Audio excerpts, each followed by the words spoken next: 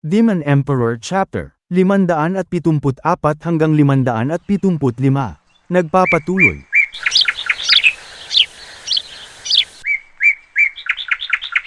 Pagkalipas ng 3 araw, ang sarap talaga mag-unwind sa lugar na to. Mga simoy ng hangin dumadampi sa balat. At malayo ka sa problema ng realidad. Ikalawang matandang kuya, hindi ka panipaniwala itong nalaman kong chismis. Ano ka ba, Mier Single Mom? Masyado kang kabado. Yan kasi ang pagiging adik mo sa kape, 3 beses sa isang araw, kaya nervyoso ka. Ano ba yung balita mo? Guguho na ba ang mundo? Malalaglag na ba ang langit? Hindi naman sa ganon. Pero alam mo ba kung anong nalaman ko?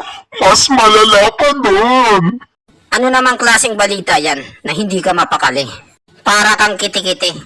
Ikalawang matandang kuya. Pustahan, hindi ka rin maniniwala sa ibabalita ko sa'yo.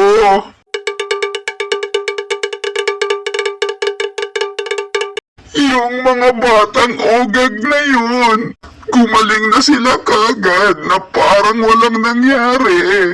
At nakabalik ulit sila bilang mag-aral sa labas. Hindi maaari! Totoo ba yung sinasabi mo? O pinaprank mo lang ako? Alam mo bang baldado na sila at basag na rin ang kanilang mga ugat? Napakabilis naman nilang gumaling. Kahit anong klaseng gamot pa yan. Hindi sila kayang pagalingin ng mabilisan. Kailangan ng panahon at mahabang pag-aalaga. Katulad na lang pag naging broken-hearted ka. Hindi mo kayang mag-move on sa isang araw lang. Kaya nga sinasabi ko kuya na hindi ako naniniwala. Malabong magkatotoo yun. Maliban lang kung may mangyaring himala na hindi natin inaasahan. Pero imposible talaga na magawa ng paraan yun. Hindi sapat ang kakayahan ni Kuy lang na maitim na kalbo at Tiwiling na makapalang muka. Siguro may tumulong sa kanila na isang bigating tao, businessman. Kagaya ni Romualdez, nagalante magbigay ng ayuda. Pero sino kaya ang gagong tumulong sa kanila? Kahit na yung mga matatanda sa sekto ay walang kakayahan magawa ito. Samantala, ang mga venerables, kaunti lang ang may kaya nito. Bukod pa doon, masyadong mahal ang magagastos sa pagpapagaling nila. Hindi basta-basta sasayangin ng isang venerable ang kanyang pinaghirapang yaman. Inipon niya ito sa maraming taon. Tapos gagastusin lang sa walang kwentang tao? Kahit si Kuy lang pa na maitim na kalbo ang nasa bingit ng kamatayan, ang kanyang master ay hindi gagastos ng ganong kalaking halaga para tulungan siya. Ikalawang matandang kuya, ang batang si Chupa, masyado siyang kakaiba. May mga marites akong nasagap. At mas lalong hindi ka panipaniwala at kakaiba ang mga nalaman ko. Hindi ko lang alam kung may kaugnayan sila sa isa't isa. Ano ang ibig mong sabihin, Single Mom? Nung araw na yun mismo, ang mga bata ay gumaling sa malubhang sakit. May mga netizen na nakakita na si Kuy lang na maitim na kalbo at Tiwiling na makapalang muka ay sumisip-sip kay Chupa. Iginagalang nila ito, sinundo pa nila ang kupal sa sementeryo. At mukhang yung dalawang yon ay takot na takot pa kay Chupa. Pero hindi rin nagtagal si Chupa, bumalik ulit siya sa sementeryo. Tapos yung dalawang bata ay bigla na lang gumaling. Nakakapagtaka naman yan. Parang himala ang ginawa niya. Siguro si Chupa ay nagpatulong sa kanyang backer para may ligtas ang dalawa. Malabong mangyari yon, Single Mom. Si Chupa ay walang posisyon at hindi siya sikat sa sekto. At wala rin siyang maihingian ng tulong dito. Kung ganon, wala pala siyang kakilala sa sekto. Di ba isa siyang basurang mag-aaral lamang? Ha! Asumera kang palaka ka. Hinuhulaan mo na agad kung anong mangyayari. Magpapatulong ako sa master ko para malaman kung ano ba talaga ang totoo. Pero isa lang ang alam ko, si Chupa ay walang kakilala na mga matatanda o di kaya mga venerable sa sekto. Isa lamang siyang walang saysay at walang kwentang tao. In short, basura. Pero bakit siya dinala dito ng pinuno ng sekto? Para lang gawin siyang trabahador? Hindi ko rin alam kung ano ba talaga ang balak sa kanya ng pinuno ng sekto. Hindi tayo pwedeng manghula-hula lang. Isa lang ang posibilidad na pwedeng maging sagot sa mga katanungan natin. Nakitaan siguro ng pinuno ng sekto ng potensyal ang batang yan. Pero kulang pa ang karanasan ng batang yan. Kaya naman nilagay muna siya ng pinuno ng sekto sa opisina ng trabahador para maging pagsubok at karanasan niya. Alam mo naman kung gaano kalupit ang pinuno ng sekto pagdating sa kanyang mag-aaral. Kuya, di ba ikaw ang nagsabi na huwag tayong pahula-hula lang? Kahit hindi pa natin alam kung ang dalawang pangyayaring ito ay may kaugnayan sa isa't isa. Pero isa lang ang sigurado ako. Ang batang yon ay sisikat at tataas ang kanyang followers. At magiging malaking banta siya para sa atin sa pagkuha ng posisyon ng kapili-piling mag-aaral. Kung ganon, ikalawang matandang kuya, ang ibig mong sabihin ay... Ha! Kailangan na natin siyang itumba bago pa siya sumikat. Kung ganon, hindi pala siya isang basurang mag-aaral.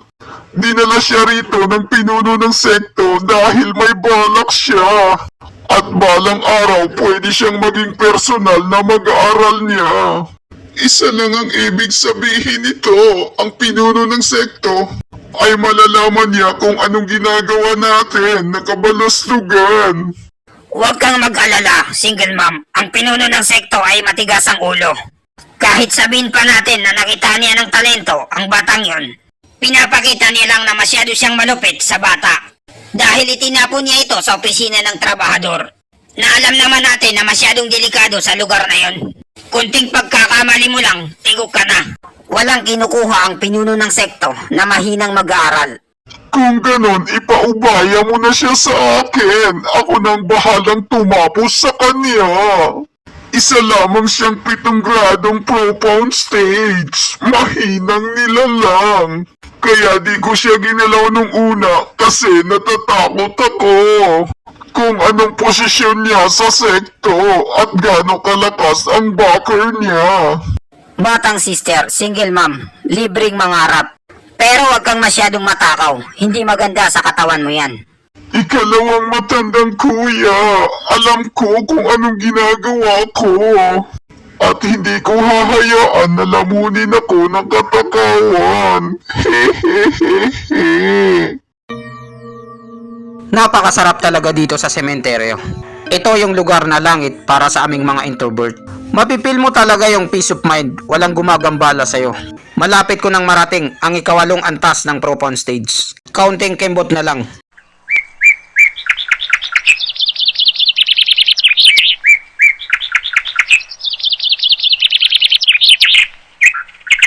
Parang may naamoy akong hindi magandang mangyayari. Hi! Nakakabatang kapatid na Chupa. Ang tagal na nating hindi nagkita. Namiss talaga kita ng sobra. Humier single mom. Ano kayang pakay niya rito sa sementeryo? Anong klaseng lugar to? Nakakatakot. Paano mo nakakayang magtagal dito ng mag-isa? 2 buwan nang nakakalipas. Ginawa mo akong basura. Ngayon pumunta ka naman dito para paglaruan ako. Tapos sinasabi mong na-miss mo ko? Pwe, ikeskes mo yung mukha mo sa pader. Na-miss mo lang ako dahil may kailangan ka sa akin. Ganyan talaga kayo mga babae. Paano nagawa ng 2 kupal na yon na ipadala ka rito? Baby ko, napakapangit ng lugar na to. Ha ha ha. Alam ko na kung bakit ka na parito single mom. At gusto mong mag-imbestiga at patayin ako. Ha ha ha. Pero senior sister, single mom. Gusto ko sa lugar na to, tahimik at walang masyadong gumagambala sa akin. Ngayong nandito ka na, hindi ka na makakalis dito ng matiwasay. Ako si Chupa, ang tinaguriang fuckboy. Paano mo nagagawang itakwil ang sarili mo dito na mag-isa? Nakakabatang kapatid, hindi ka ba nalulungkot? Pinapabayaan mo ang iyong sarili. Tingnan mo ang katawan mo, ang lamya-lamya mo. Alam mo bang broken hearted ako ngayon? Kailangan ko nang makakasama. Chufa, baby ko, ibibigay ko sa'yo ngayon ang 2 bagay na nasa isip ko na sigurado ako na hindi mo pagsisisihan at uulit-ulitin mo. Oh, ano kaya ang binabalak ni single mom at bigla na lang siyang napasandal sa akin? Chupa, hindi ko na kayang tiisin to. Na makita kang nag-isa rito sa malungkot na lugar. Mag-isa ka lang at wala kang karamay. Tingnan mo yung mga buhok mo, maputi na, para ka ng lolo. Pati ba naman buhok ko, pinapakilaman ni single mom? Ano kaya ang binabalak ng babaeng to? Hindi ka na ngayon makakatakas sa aking tsupa. Hawak na kita ngayon sa aking mga kamay. Senior sister Mier, single mom, anong ginagawa mo? Kunwari ka pang pakipot. Alam ko naman na ito ang gusto mo. Hindi ko matiis na nahihirapan ka dito. Kaya bibigyan kita ng pabuya, ang perlas ng silanganan. Anong klaseng pabuya yan? Hindi ko maintindihan. Kunwari ka pang walang alam, kailangan ko pa bang sabihin sa'yo? Bakit ka pa nagpapakipot? Alam naman natin na gusto mo rin. Senior sister, single mom, wag pakiusap. Wala pa akong karanasan sa mga ganyan. Hindi ka na makakawala sa akin, Chupa. Sisipsipin ko ang iyong pagkalalaki. Hindi maaari. Ngayon humanda ka ngayon. Sisipsipin ko ang lahat ng iyong pagkalalaki. At ipapadala na kita sa kabilang mundo. Ano to? Nauubos ang lakas ko. Ang sarap talaga. Ito palang pinagsanayan ni single mom na teknik. Pang-akit ng lalaki. Tapos sisipsipin niya ang lahat ng lakas ng lalaki para sa kanyang sarili. Nakakatawa talaga ang teknik niya. Ha ha ha ha.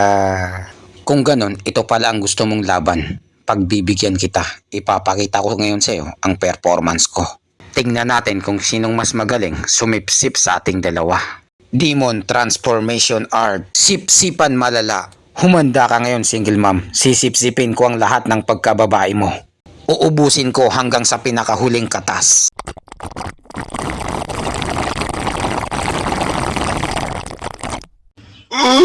Ano to? Nauubos ang lakas ko. Nangihina ako. Bakit hindi ko na masipsip ang lakas niya? Bakit may kakaibang lakas na sumisipsip sa katawan ko? Hindi ko mapigilan. Ha ha ha. Masarap ba, single mom? Chupa, anong ginagawa mo? Ngayon nagsisisi ka na, single mom. Dahil hinamon mo ko makipagmukbangan sa'yo. Pasensya na, hindi ko sinasadya. Napakagaling mo pala sa ganitong bagay. Isa ka palang fuckboy. Ha ha ha. Huli na ang lahat para sa'yo, single mom. Hindi ka na makakatakas sa akin. Sisipsipin ko lahat ang katas ng iyong pagkababae. Wag! Wag! Pakiusap! Maawa ka sa akin! Nauubos na ang lakas ko. Hindi ko na kaya to. Sinipsip niya na ang aking pagkababae. Stewardess Chupa, kailangan mo ba ng tulong namin? Nandito na kami. Oh, ano to? Gumagawa sila ng milagro ni single mom. Grabe si Chupa. Pati si single mom hindi niya pinatawad. Pinatuwad niya. Ano ka ngayon, single mom? Ito ang laplapang walang sukahan. Isang oras. Iligtas niyo ako kay Chupa. Pakiusap, iligtas niyo ako. Hindi ko na kaya. Pasensya na. Nakakaistorbo kami sa inyo sa ginagawa niyong importanteng bagay. Aalis na kami. Pero Stewardess Chupa, paalala ko lang, hindi magandang babae si single mom. Okay lang makipagtirahan sa kanya. Dahil isa siyang masamang babae. Marami ng lalaki ang dumaan sa kanya, hindi na mabilang. Pero wag mo siyang siseryosohin. Dahil magsisisi ka sa bandang huli at baka magkaroon ka pa ng HIV. Ang sarap talaga ng isang single mom. Inubos niya ng lahat ng katas ng aking pagkababae. Ang babaeng ito, si single mom, gusto niyang sipsipin ang aking pagkalalaki. Pero nagkamali siya ng pinili na bibiktimahin. Ganun pala ang nangyari. Balak ka palang biktimahin ni single mom. At idagdag sa kanyang mga koleksyon. Trope kumbaga. Humier, single mom. Wala akong nararamdaman sa'yo. Hindi kita type. At wala rin akong balak sumali sa pinaggagawa niyo sa loob ng sekto. Napamumuliti ko. Pero dahil pumunta ka sa akin at gusto mo kong maranasan, pinagbigyan kita at ngayon alam mo na kung gaano ako kalupit. Pagdating sa laplapan, mala Joshua Garcia, higop king ang performance ko. Ngayon iiwanan na kita ng parang basahan. Pagkatapos kong makuha ang kailangan ko sa'yo. Oh, ang sakit. Ganyan talaga kayong mga lalaki. Pare-pareho. Pagkatapos niyong makuha ang gusto niyo, iniiwan niyo na lang kami sa ere. Kasalanan mo yan, single mom. Pumatol ka kasi sa bad boy. At ito lang ang masasabi ko sa'yo, single mom. Binabalaan kita. Huwag kang magsusumbong sa sekto sa mga nangyari sa ating dalawa. Hindi pa tayo tapos, babalikan pa kita para sa round 2. Hindi pa tapos ang pagtutuos natin. Lumayas ka na dahil marami pa akong gagawin. Baka magbago pa ang isip ko. Kawawang single mom. Napalaban siya sa akin. Ubus tuloy ang lakas niya. Kalbo, si single mom humier, tumatakas. Habulin natin siya. Hindi pa tayo nakakaganti sa kanya. Kalimutan mo na lang yung binabalak mo. Hindi mo ba nakikita si Chupana nandito? Hindi tayo pwedeng gumalaw na wala pa siyang sinasabi. Dahil sinabi ni Chupa na papatakasin niya si Humier na single mom, wala na tayong dapat pagtalunan pa. Ginagamit mo na rin ngayon ang utak mo, maitim na kalbo. Naintindihan mo na ngayon kung paano ako mag-isip. Ginawa ko yun para mailigtas kayo. Hindi nyo na kailangan ibuntong ang galit nyo sa kanya. Dahil lalong madadagdagan ang mga krimen na nagawa nyo sa sekto. At mahihirapan kayong makabalik bilang mag-aaral sa loob. Ano? Anong sabi mo? Makakabalik na kami sa loob ng sekto bilang mag-aaral sa loob? Hindi kayo nagkakamali. Tama kayo ng pagkakarinig nyo. Makakabalik na kayo ulit sa loob ng sekto bilang mag-aral sa loob. At dito nagtatapos ang chapter 574 hanggang 575. Maraming salamat po sa panunood nyo. Mag-subscribe para laging updated sa buhay ni Chupa.